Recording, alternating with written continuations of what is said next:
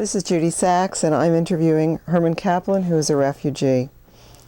Why don't you tell me where you're from and a little bit about your background? Judy, I'm from Lithuania. I came to the United States in 1940. That was soon after the outbreak of the war. We came over as a family of 5, my parents and 3 children, and I'm the oldest. And where exactly were you born? Okay, I was born in a city called Alytus, Lithuania. In Yiddish it's called Alyta, and it's approximately 50 kilometers from Kovno. Everybody knows Kovno, and everybody now knows Lithuania. It was unknown, relatively unknown before. And we tried to come to the United States for a number of years because the clouds of war were gathering in Europe.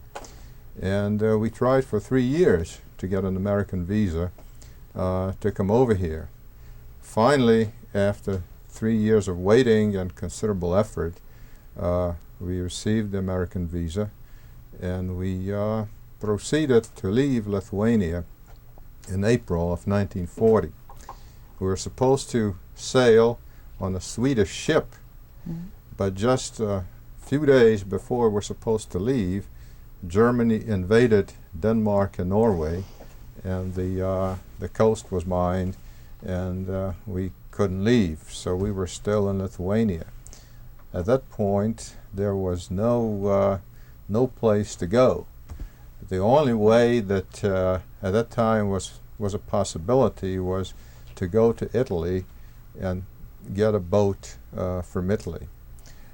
In order to get to Italy from Lithuania, you had to go through Germany, and to get a permit to go through Germany for a Jew in 1940 at the outbreak of the war was virtually unheard of. We, through considerable effort and some personal contacts, were able to get a transit visa for 3 days to go through Germany.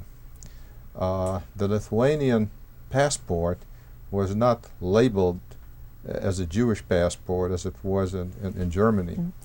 And as a matter of fact, the Lithuanian government officially was relatively friendly to the Jews. The president of Lithuania at the time, Antanas Smetona, was actually friendly to the Jews, although many of the Lithuanian people were anti-Semitic. And during the German occupation of Lithuania, many of the Lithuanians were collaborators with the Nazis in giving the Jews a lot of trouble.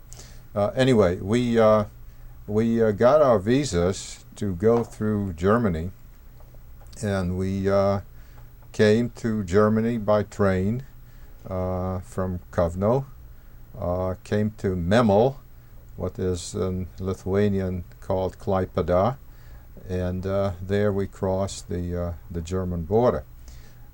It's interesting that the conductor on the train, who was an older gentleman, was very helpful to us. He helped us with the baggage, and he showed us where to get off and all that, and we came to Berlin and had to spend a night in Berlin. He wanted to know if we wanted to go to a hotel, and we thanked him, but we thought we would remain in the station.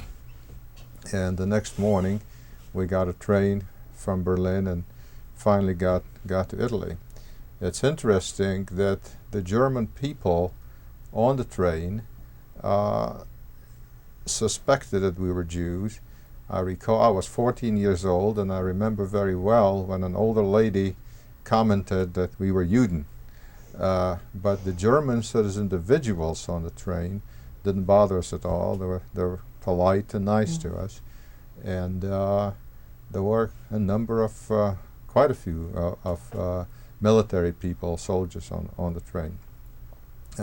Having gotten to Italy, we had no problem getting in, because if you had a German visa, the Italians let you in. We came to Genoa, and we tried to get on an Italian ship to go to the United States. Well, shortly before the ship was supposed to leave, Italy entered the war. so we couldn't sail for the United States. There was an American freight ship that took some passengers, but they took only American citizens. We weren't American citizens, so we couldn't get on. So we were stuck in Italy, and there we were. We were in Genoa. In the meanwhile, our American visas expired. You know, we were getting ready to leave in April, and we had the visas for a while, whatever. And the visas expired. In order to renew them, we had to go to Naples, where the American consul was. So we went by train from Genoa to Naples. The American consul was very nice to us. We renewed our visas. And we could have just as well stayed in Naples, but we already knew some people in Genoa who were in the same boat, and we returned to Genoa. As a side comment, we might say that the Italians didn't bother us. I do remember that we were checked on by Italian security people. They must have been secret police, but they came to the place where we stayed, they checked our papers, and they didn't bother us at all. However, there were some people who were waiting for places to go, and overnight they would disappear, and nobody knew where they went. And those people who disappeared were Jews from Germany who were staying in Italy at the time. And while we were waiting in Genoa with nothing to do, France capitulated, and so there was created an air route by way of Rome, Barcelona, Madrid, and Lisbon. So we went to Rome, and I don't know how long we waited to get tickets on the plane. The planes were very small, went but once a day, and it took a long time to get on the plane, to get tickets, to get reservations.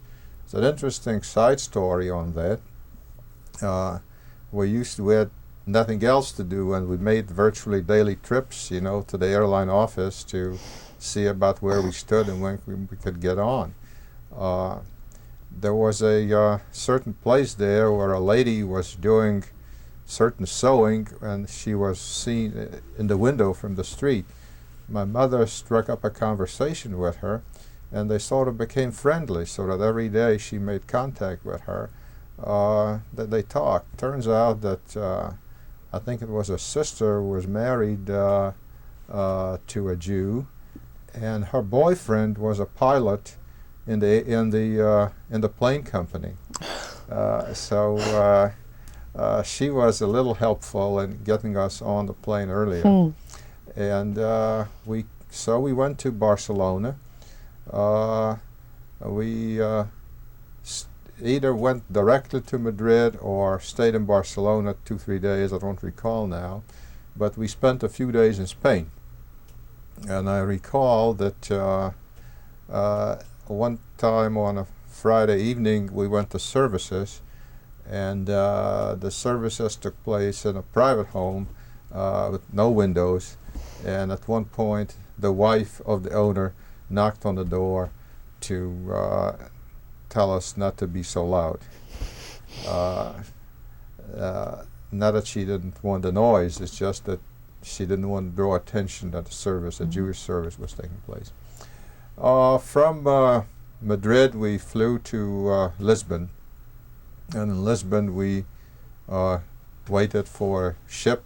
It was a Greek ship called Nia Hellas, which brought us to New York. We started out in April and arrived in New York City on September 12th, 1940. It's one long trip. It was a long trip.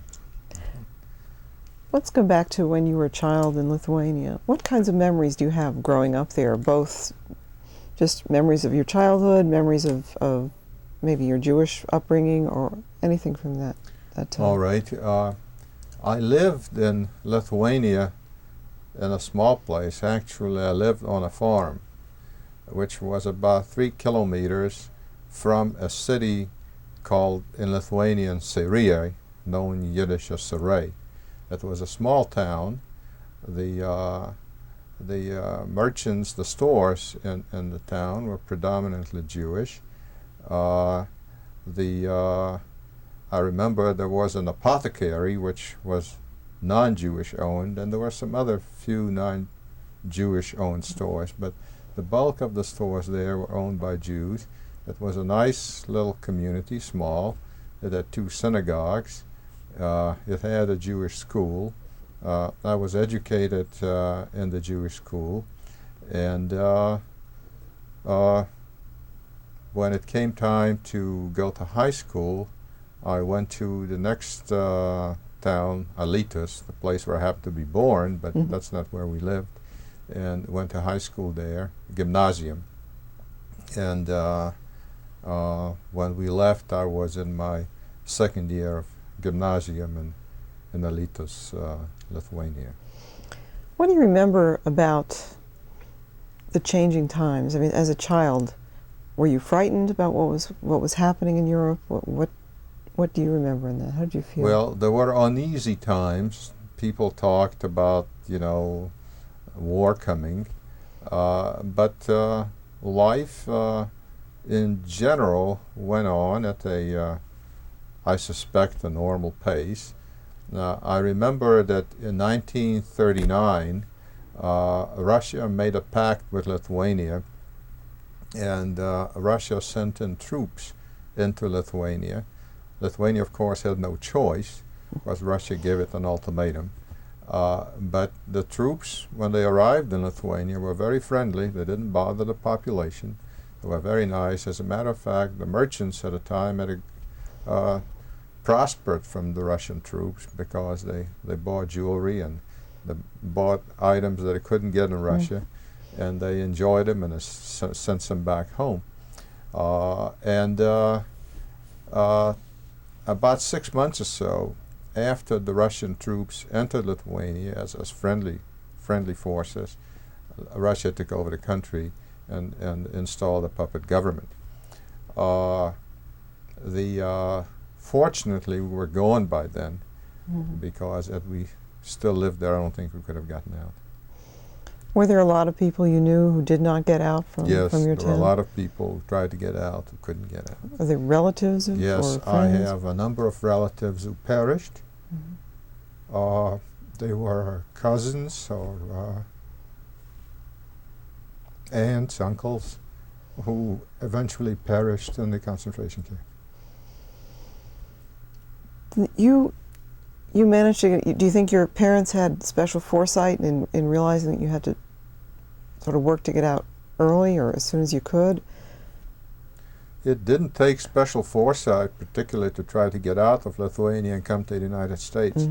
Everybody who could, tried to do that.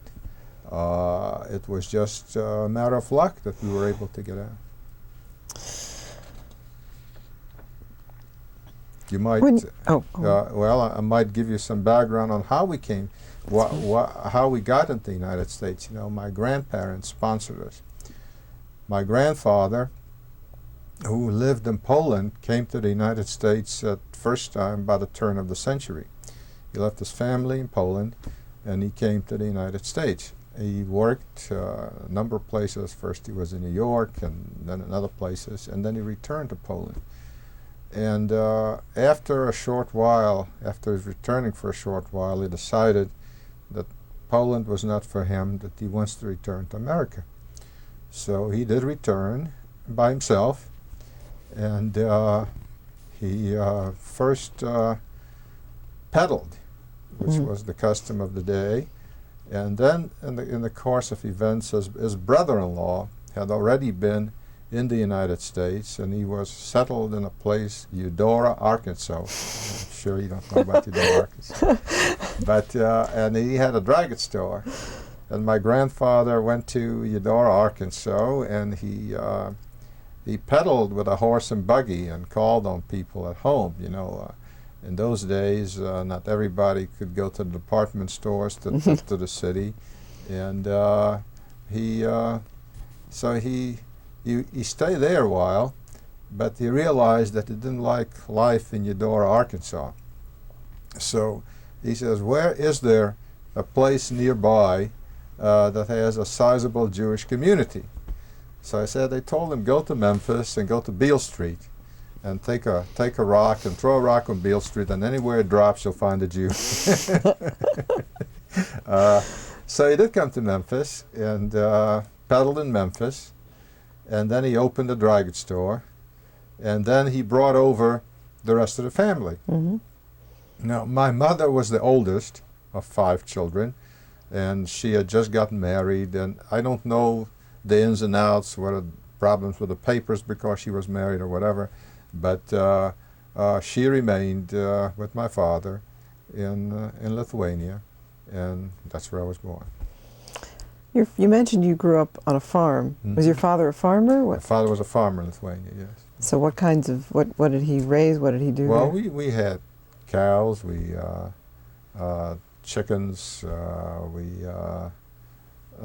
had wheat, rye, those kind of things. It wasn't a specifically specialized farm, but that was enough to keep him busy.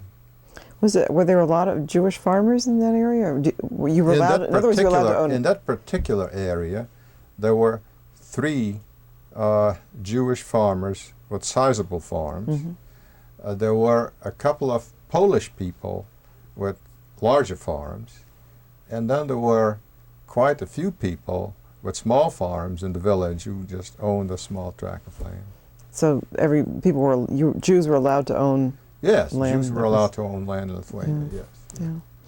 In my time, there was no official government policy against the Jews in Lithuania. Whatever anti-Semitism existed at the time existed from the part of individuals, but there was no formal government policy against the Jews.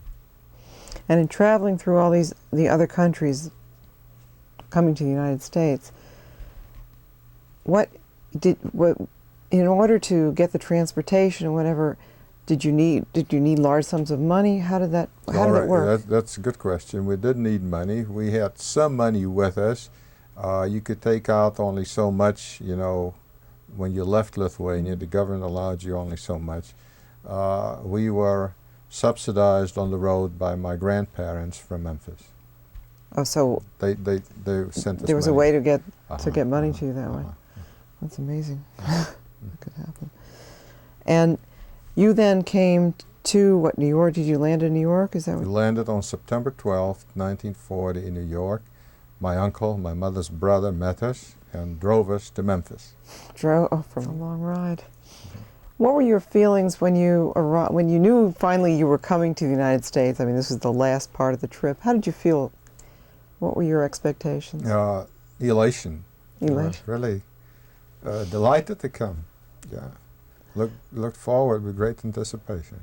And when you finally arrived in Memphis, what happened? Did your family then take you in, or did they find your father a job? How did this all work?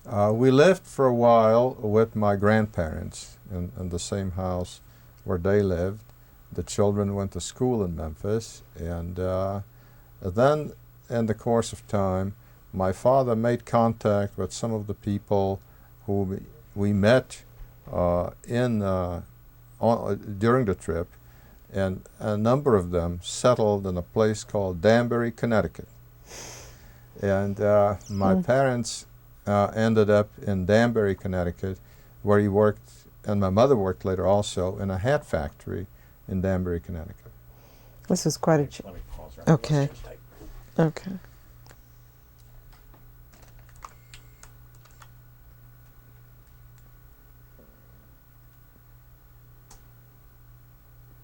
Okay. All right.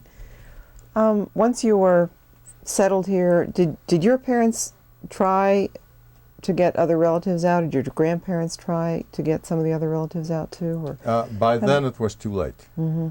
The war was on.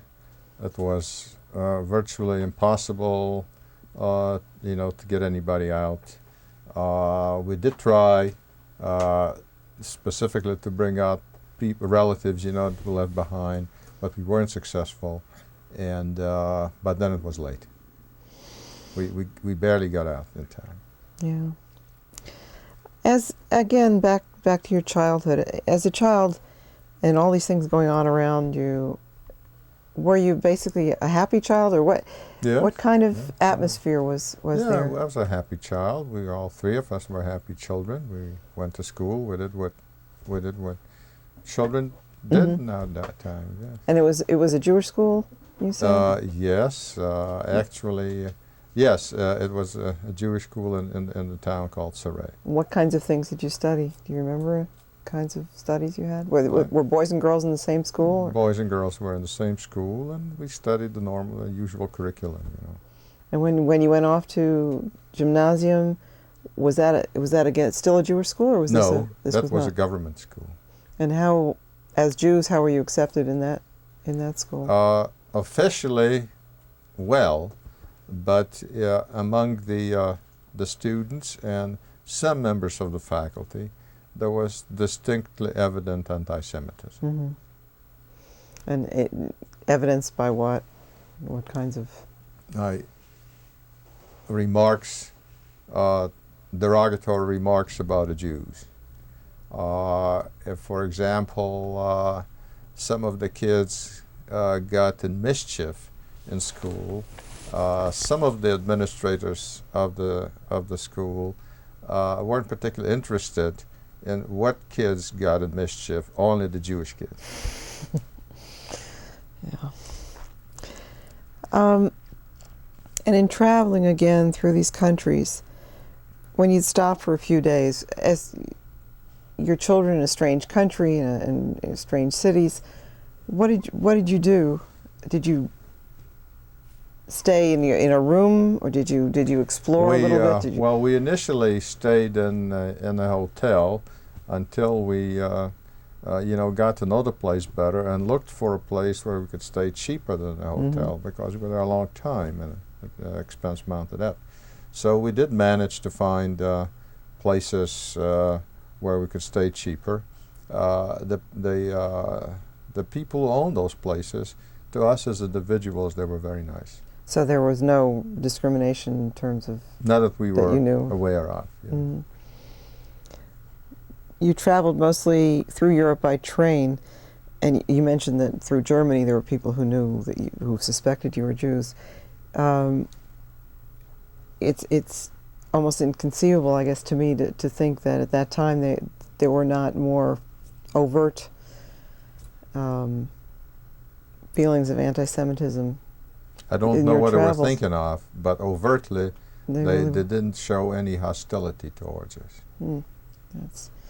Now your documents, you said in Lithuania they were not marked as, The passport was not identified as being a Jew. so you traveled and through Germany, then that was not on any of your documents. No. And was it ever stamped on there when you got to other countries to get visas or anything? No. So you were never completely identified. No.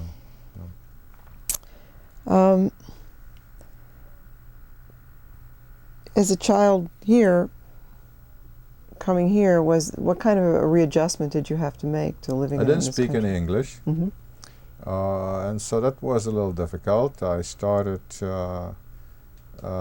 because of my lack of English, in the 8th grade, but I gradually learned, and I suppose that in about a year, I could get around in English, reasonably well. As a matter of fact, I remember very well, I had a very good teacher in the 8th grade, and by the time I got to the 9th grade, there was nothing new I learned about English grammar. She taught me so well. And my vocabulary was not as good as that of others in the class, my grammar was better than the grammar of most Americans. And it probably still is. Were you mostly with other Jewish children when you were in Memphis, or was it really a mixed? It what was kind of a mixed. neighborhood? It was mixed. It was a mixed neighborhood, and of course we went to Sunday school, whatever, Hebrew, Jewish studies, in the afternoon, that kind of thing. But the schools were general schools. As someone who came here with not speaking English, with an accent, whatever, did the other kids discriminate against you, or? No, curiosities, but there No, was no no more than that. discrimination. What They were very polite. They were Mhm. very polite. what kinds of differences did you notice between living here and living in Europe? Well, I'll give you some examples. My first impression of coming to the United States was a feeling of vastness. That there you traveled for days in a car and you were still in the United States. And you could travel for an hour on the train in Lithuania, and in an hour you were already in Germany. So the feeling of vastness, still being in the same country, that was one of the things I remember very distinctly. Another was the freedom of speech, freedom of expression. I remember I was in New York at the time of the elections when Roosevelt and Wilkie were running for president. It was before the time. and I heard people talk very openly that, Wilkie is no good, that you shouldn't vote for him, that you should vote only for Roosevelt, And that amazed me. And I commented to somebody that, how come, I suppose Wilkie gets elected, we'll get even with you. And I said, no, that's America. It's free speech, you can say what you want. I remember those two were the most impressive things that impressed me initially. What about in terms of Judaism? Did you feel any difference in being able to be a Jew here rather than what you might have felt in No, Europe? there's no the Jewish life. A Jew in Lithuania, so he lived more as a Jew. That is, he identified himself more with Jews. He lived a more Jewish life in a variety of ways than one in the United States. In the United States, you sort of mingled more with the crowd. When you said your father went to Danbury, and you all. My father followed? went to Danbury, and How long had he been here before? it must have been, I'm guessing less than a year after we arrived. And I was the oldest, and I remained in Memphis with my grandparents for a number of reasons. One, I was further ahead in school, and my uncle was about to go to the Army, and I helped out a little with the business in Memphis. So I stayed in Memphis, and I graduated from Humes High School in Memphis, and then I enrolled in Southwestern College in Memphis, and I was there about 1/4 or so when I was drafted, and I served in the American Army. And I went into the service in 1944. I became an American citizen soon after I entered the Army. That was in January 1945 in Ocala, Florida. I took my basic training in Camp Blanding, Florida. And I became an American citizen in Ocala, not far away, January 25th, 1945. And I was about to, actually, I got off the ship in Europe on VE Day and got off in France on VE Day. And we were marching down the road, and I remember one of the GIs who was marching with me saying, "What the place, why do we have to come here?" And a Frenchman with very good English said, "Nobody sent for you, go back home." Anyway, so I went to Germany, got stationed in Germany, and was about to go to Japan. But then the atomic bomb was dropped on Japan. The war ended. I stayed in Germany for a while. I was stationed in a place near Amberg, Germany. I got to see the Nuremberg trials. And then I got out of the Army in August 1946. And I reapplied to Southwestern. You know, nowadays people apply to a number of schools, a number of colleges. I applied only to one, and they took me back. It's now called Rhodes College, but it was Southwestern in those days. I finished Southwestern in 1950 and entered Vanderbilt Medical School in 1950. What was it like? I mean, here you went back. You were sent back to Europe, basically, in the army. What was it like? What did you feel like going back there, especially going to Germany at that point? Germany was devastated. It was bombed. It was destroyed when I arrived. And I remember the Germans hated the Russians. They didn't mind the Americans. I think they liked the Americans, but they hated the Russians. They couldn't stand them. But the country was devastated, and the Germans were all angels. You know, nobody was a Nazi, and they had nothing to do with mistreatment of the Jews, you know, that kind of thing. But the country was in shambles, and on the way back, I got in Germany whenever it was, you know, in the summer of 1945. When I left a year later, it was amazing how much recovery had taken place.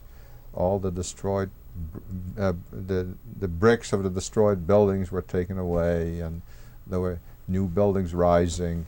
But in the course of a year, it's amazing how much recovery took place. But what were your feelings, though, about this? I mean, being in that place at that time. Here you had traveled all those miles and all that time to get away from this great power that was there, the Nazis in Germany. And here I had sort of a good feeling that they were defeated, and that the Allied powers were the winners. And I felt they got what they deserved. Yeah. Have you ever tried to go back to your village in Lithuania? No, I was in Russia about 5 years ago. I didn't try to go to Lithuania then. In the first place, I didn't think they would let me. And at that time, I had no particular desire to go there. My son wants to go to see his roots, and he wants me to go to Lithuania with him. So right now it's on hold. We'll see what develops. You know, right now, I don't think right now is the good time to go to Lithuania with the unrest there. But we might just go. Depends. It depends how things go. You know, when I came over here and I told people I was from Lithuania, in the first place you had to spell it. The second place they didn't know where it was. And the third place they didn't know what it meant. And now everybody knows Lithuania. Oh. If in fact you do go back with your son, what is it you personally might be looking for? I would like to go to the place where I lived. Do you think there's anybody there still that you might know at all? No. Certainly there are no relatives. They're gone. The relatives had gone to, some had gone to Russia and then got moved to Israel. Some by other ways. Oh, so you have relatives who got out? I got relatives who got out. A number of relatives in Israel who lived in Lithuania. The Jews in the little town near where I grew up, I'm sure have all been killed. I was in Israel about 10 years ago or so and went to Yad Vashem and specifically looked up names of people whom I remembered in the town Lithuania, a number of them.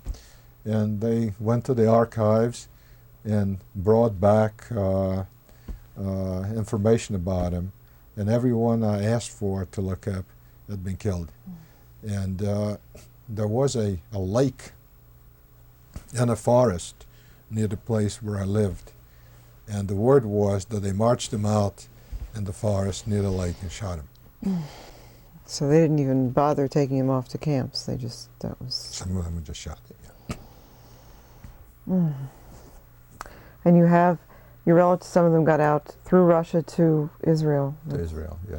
Was there any kind of a Zionist feeling in your village or among the Jews before? The predominant feeling among the Jews there was Zionist. Mm-hmm. Yes. So there was that thought that someday maybe people would get to Israel. Yes, yes. Did your family ever think of that as an alternative rather than going to the Couldn't United get to States? Israel in those days either. We couldn't get to Palestine. Yeah, it was Palestine. England wouldn't let you in. That's right. All the doors were closed. All the doors were closed. Yeah. I have a question for you. What were the feelings like to know that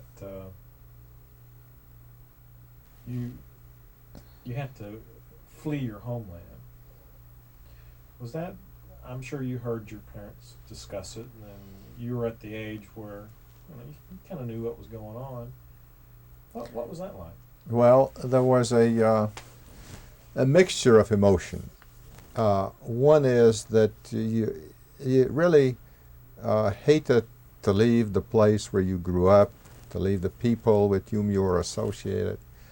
Yet, the general atmosphere was so getting to be so bad and so uneasy that to get away to a place like the United States, now it may well be depending on where you'd go, but to go to a place like the United States was a great welcome, was a big relief.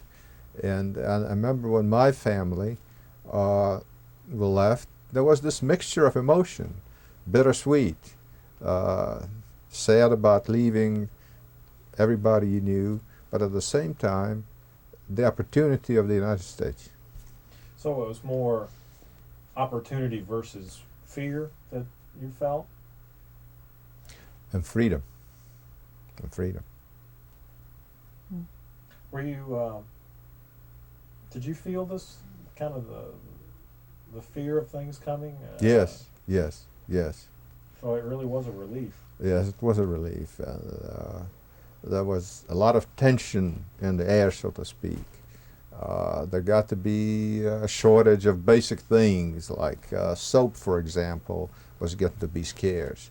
And if you went to a store to buy a bar of soap, say the merchant would go to the back room or under the counter and get a bar of soap and break it in half and sell it to you for the same price as a whole. You knew the war or something was coming. Did you as a child realize what it meant to Jews, what it would mean to the Jews?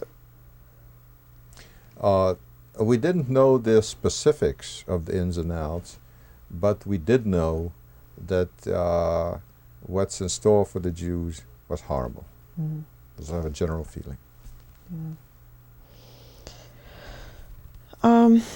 Now that you're here and settled and definitely an American, is there something about the way you now look at people and situations that may have been colored by what you'd gone through earlier? Well, you have an appreciation for those who who live in places other than here where life is different. Like, for example, Russia now. You have an appreciation for those things. You appreciate America more. Mm-hmm. Think it's a great land. And how now do you feel about being Jewish, having gone through all of this and come to where you are now? How do you feel about being Jewish? Oh, I feel great. It's when you got to this country, did you continue your Jewish education, or was that basically stopped? Yes, I continued some. Yes. In what way? Through Hebrew school? You yeah, said at the Sunday Hebrew School in Memphis. Yeah. Yeah. And in terms of your own children,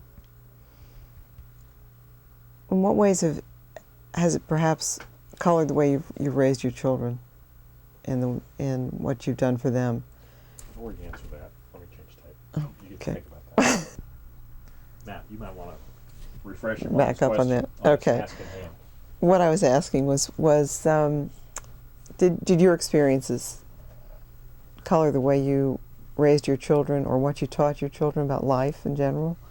Well, yes, I think so. And we tried to bring up our children in a distinctly Jewish atmosphere. All three of our kids went to day school. They went to a kiva school. They got a very good education there. Not only did they get a very good education in a kiva school, they were well prepared for the other schools.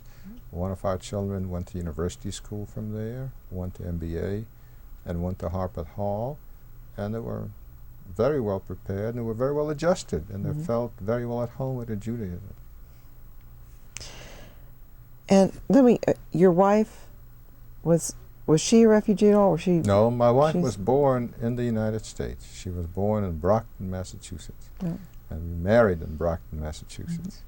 In the course of my training, I started off, with Vanderbilt Medical School, and I spent 2 years on the house staff in Vanderbilt, and then I went to Boston for 3 years, and I met my wife in Boston, and then we got married in Brockton. And you came back to Nashville. Came back to Nashville. Is there something about the South that you've found very hospitable, or? Yes, I like it very much. It's a great place to live. And your father? Tell me a little about him. What happened? He went to Danbury, and then. My father went to Danbury, and he worked there in a hat company, Right. and he died, a relatively young man, of a heart attack in 1950, in May 1950, and that was the year I was accepted to medical school. And your mother? My mother, after my father died, a year or two later, she returned to Memphis. One of my brothers was in Memphis then, and he was in business, and she returned in Memphis. My youngest brother went to college in NYU and dental school in Northwestern, and he settled in Memphis, and he's now on the faculty in the University of Tennessee Dental School. So my mother returned to Memphis, and she died 3 years ago in Memphis. So all the children, your siblings, you've all become basically professionals, and. Yes, my one brother's a dentist, and my middle brother, second one, is in the real estate business in Memphis now.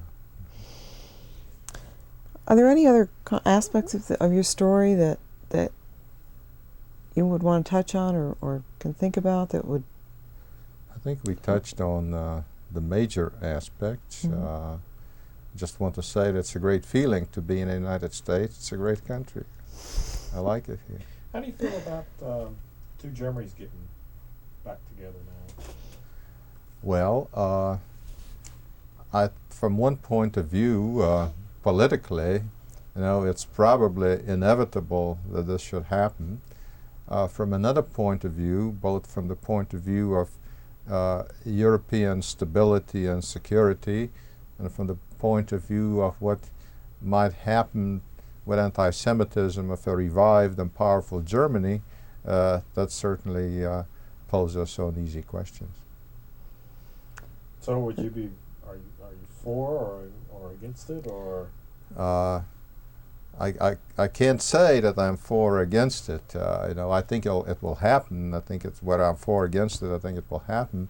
But I think that the Jews in general and Europeans specifically, places like France, Poland, I think are very uneasy about a united, powerful Germany. How do you relate your experiences with what's going on with the Soviet Jews now? Do you see some parallels in what happened to you and what they're going through? I think they have gone through a lot worse things than what my family had gone through. Because compared to everything, while things weren't rosy, it wasn't so bad for us when we were in Europe.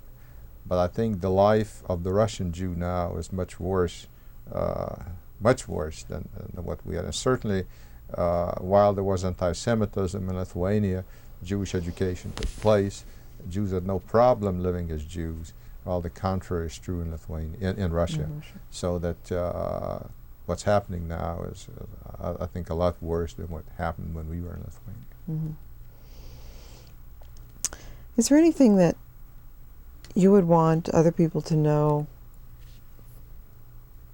coming, after you've told your story? Are there things that you would want people to know, to remember, to think about in the future? Well, I think that there are ups and downs in life. In a way, life is uncertain. You can tell that from potential ruin and destruction, and potentially we could have perished in Lithuania, in Europe. We were fortunate, the Lord blessed us, and we came to the United States and found a new life. So on the one hand, there is the uncertainty of life. On the other hand, you never know what things will do in years to come. And what could people do to prevent another Holocaust or a rise of a government like the Nazis? Are there things that people could do today that might have been done then? Well, it's a difficult question to answer. Generally, people are more emotional than rational. Hitler succeeded in rousing the German people through emotions against the Jews. Unfortunately, the lessons of the Holocaust seem to have become lost on a number of people. In some instances, there's this talk that the Holocaust never existed, even in the United States now. In spite of the horrors of the Holocaust in Germany, Poland, there are Holocausts around the world, Cambodia, other places. And human nature being what it is, I'm not sure that this is the last of the Holocaust. And in terms of this country, you were lucky you got in. Mm-hmm. What do you feel about sort of immigration now for people who are coming from diverse cultures, who are escaping from whatever terrors they think there are? I think it's nice that they can come to the United States, or that they can come to other places where they are welcome. Mm-hmm.